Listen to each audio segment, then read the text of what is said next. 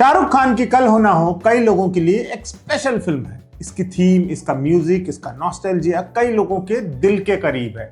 इसका title track तो बहुतों का लाइफ एंथम है। हाँ, आज के दौर के चश्मे से देखने पर फिल्म में कुछ खामियां भी मिलेंगी और कुछ चीजें रिग्रेसिव भी लगेंगी, जैसे कि कांताबेन का होमोफोबिया। लेकिन फिर वो तमाम दौर ही इग्नोरेंस का था। इसके परे अगर देखा जाए तो कल हो ना हो आज भी सेंटिमेंटल वैल्यू रखती है। कितने ही लोग ऐसे होंगे जिन्होंने इसे रिपीट देखते हुए भी आंसुओं की गंगा जमुना बहा दी होगी। तो आज इसी फिल्म के कुछ सुने, कुछ अनसुने और कुछ कम सुने तथ्य जानेंगे।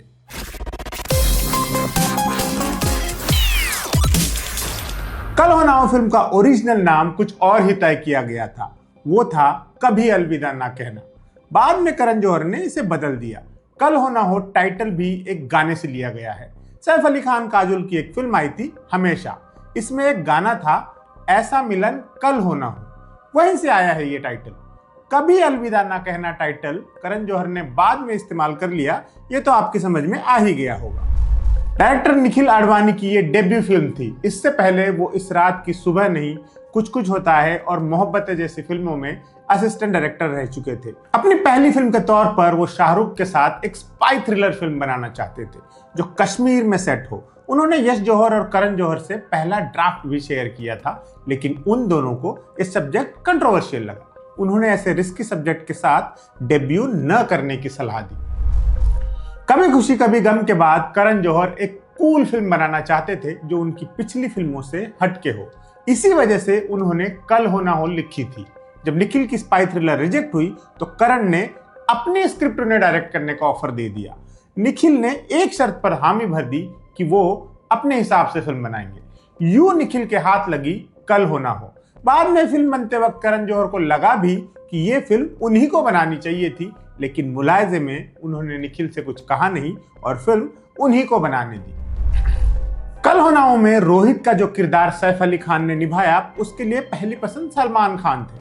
सलमान करण जौहर की कुछ कुछ होता है में कैमियो से थोड़ा बड़ा रोल भी कर चुके थे, तो ये रोल भी उन्हें ऑफर किया गया था, लेकिन सलमान ने मना कर दिया। वो हीरो से कमतर कोई रोल नहीं करना चाहते थे। फिर सैफ पिक्चर में आए। प्रीति जिंटा वाला रोल भी पहले करीना कपूर को ऑफर किया गया था। करीना करण की पिछली फिल्म में काम भी कर चुकी थी, लेकिन इसके लिए उन्होंने भी मना कर दिया। बताया गया कि वो अपनी फीस से संतुष्ट नहीं थी। बाद में प्रीति जिंटा को अप्रोच किया गया, जिन्होंने तुरंत हामी भर दी। ये यश जौहर की बतौर प्रोड्यूसर आखिरी फिल्म साबित हुई। 26 जून 2004 को उनका देहांत हो गया। उन्होंने अपनी जिंदगी में दर्जनों पॉपुलर फिल्में प्रोड्यूस की, जिनमें अमिताभ की दोस्ताना और अग्निपथ जैसी फिल्में शामिल हैं। उनके बाद धर्मा प्रोडक्शंस का सारा काम उनके बेटे करण ने संभाला, और क्या खूब संभाला। जया बच्चन का मानना था कि हीरोइन की मां का रोल है तो पहनावा ट्रेडिशनल ही होगा, लेकिन करण जौहर ने उनसे आग्रह किया कि वो जीन्स पहने।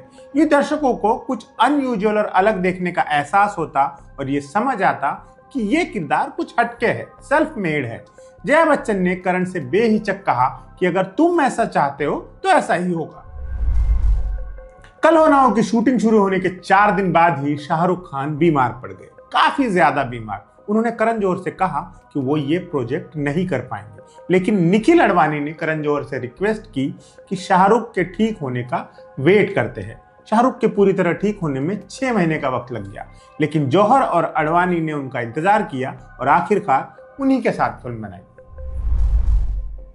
करण जौहर फिल्म की स्क्रिप्टिंग के दौरान 1.5 महीने तक न्यूयॉर्क में डेरा डालकर बैठे रहे थे। वहां उन्होंने लोगों को स्टडी किया कि उनका कल्चर क्या है, वो कैसे रहते हैं, कैसे सफर करते हैं, उनका लाइफस्टाइल क्या है, वगैरह वगैरह। अमेरिकन और एनआरआईज की जिंदगियों का अंतर भी नोट किया। घंटों न्यूयॉर्क के सेंट्रल पार्क में बैठकर उन्होंने आते जाते लोगों को घूरा, उनको गहराई से स्टडी किया। फिर वहीं बैठकर पूरी फिल्म लिखी और वापस मुंबई आकर सबको स्क्रिप्ट सुनाई। निखिल आडवाणी और सिनेमाटोग्राफर अनिल मेहता चाहते थे कि न्यूयॉर्क के सारे मौसम फिल्म में शामिल किए जाए। उनका विंटर से लेकर समर तक सभी मौसमों को शूट करने का इरादा था, ताकि नैना के किरदार में आने वाले बदलाव मौसमों के जरिए भी दिखाए जा सके। लेकिन शाहरुख की बीमारी ने ये प्लान फेल कर दिया। नतीजतन उन्हें ज्यादातर शूटिंग गर्मियों में करनी पड़ी। अनिल मेहता का ये अरमान करण जौहर की अगली फिल्म कभी अलविदा ना कहना में जाकर पूरा हुआ।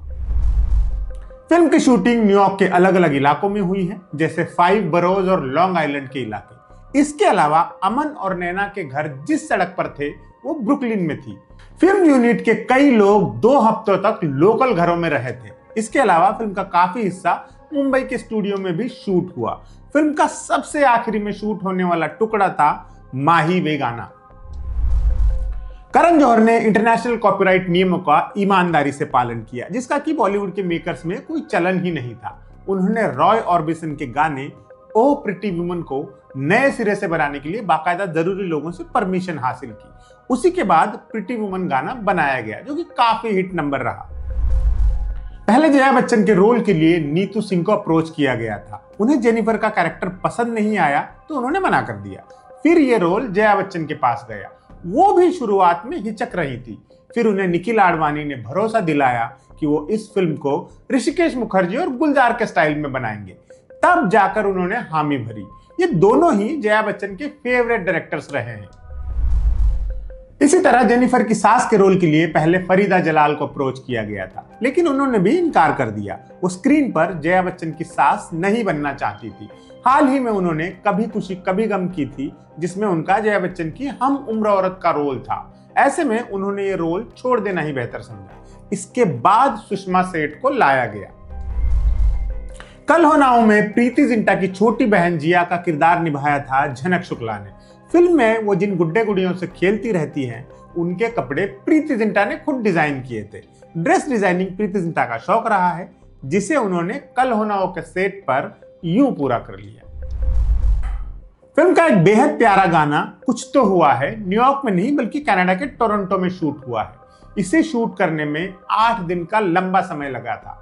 करण जौहर को लगा था कि न्यूयॉर्क की जगह वहां शूट करना बजट के हिसाब से अच्छा फैसला साबित होगा, लेकिन बाद में उन्होंने एक इंटरव्यू में माना कि ये सही फैसला नहीं था। फिल्म के ओपनिंग क्रेडिट्स के दौरान एक सीन है जहां प्रीति जिंटा का किरदार जॉगिंग कर रहा होता है। उस सीन में प्रीति जिंटा की जगह उनका बॉडी डबल इस्तेमाल किया गया है। दरअसल शूट के दौरान प्रीति जिंटा को चोट आ गई थी और वो उपलब्ध नहीं थी, इसीलिए उनकी जगह किसी और पर यह सीन फिल्मा लिया गया। इसी वजह से ज्यादातर शॉट्स लॉन्ग शॉट्स हैं। करण जौहर ने फिल्म का अंत कुछ और ही सोच रखा था, लेकिन उन्हें उनके पिता ने कन्विंस किया कि अमन के किरदार का मरना जरूरी है। उन्हें लगता था कि शाहरुख की पर्सनैलिटी और पॉपुलैरिटी के हिसाब से उनकी मौत दर्शकों पर ज्यादा इंपैक्ट डालेगी। ऐसा ही हुआ भी। एक इंटरव्यू में शाहरुख ने यह भी बताया था कि उनकी रिक्वेस्ट पर उनके बच्चों के लिए एक खास एडिटेड वर्जन बनाया गया था, जिसमें फिल्म उनकी डेथ के पहले ही खत्म हो जाती थी। कल हो ना हो का म्यूजिक उस दौर में बेहद रिफ्रेशिंग माना गया था और इसकी खूब कैसेट्स और सीडीज बिकी थी। म्यूजिक शंकर एहसान लॉय का था और गीत लिखे थे जावेद अख्तर ने।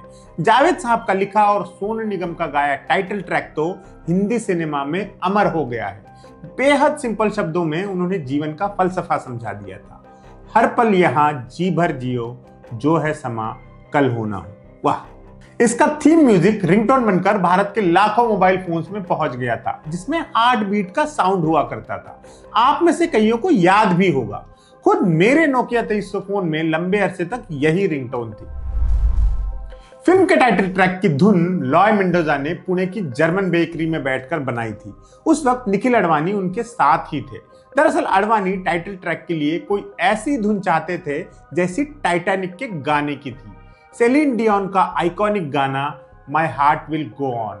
इस गाने में जो हॉन्टिंग इफेक्ट है, आडवाणी उसी की तलाश में थे। आखिरकार जर्मन बेकरी की उस मीटिंग में उन्हें वो हासिल हो गया। कल हो ना हो को दर्शकों ने भी प्यार दिया और क्रिटिक्स ने भी सराहा। अवार्ड्स की तो इस पर बारिश सी हो गई। फिल्म को 2 नेशनल अवार्ड्स मिले, म्यूजिक के लिए शंकर एहसान लॉय को और सोनू निगम को बेस्ट प्लेबैक सिंगर का अवार्ड। फिल्म फेयर अवार्ड्स में इसे 11 नॉमिनेशंस मिले, जिसमें से 8 में फिल्म जीत गई। आईफा में तो 16 नॉमिनेशंस मिले, जिनमें से 13 अवार्ड्स फिल्म की झोली में आए। इसके अलावा 6 producers guild film awards, 3 screen awards और 2 जी सिने अवार्ड्स भी फिल्म ने हासिल किए। तो ये थी शाहरुख प्रीति की आइकॉनिक फिल्म कल हो ना हो की कुछ स्पेशल बातें। आप भी किसी फिल्म के बारे में ऐसे ही रोचक ट्रिविया जानना चाहते हैं तो कमेंट्स में उन फिल्मों के नाम लिखिए, हम जरूर कंसीडर करेंगे। आज के लिए इतना ही। आप देखते रहिए एम बोले तो।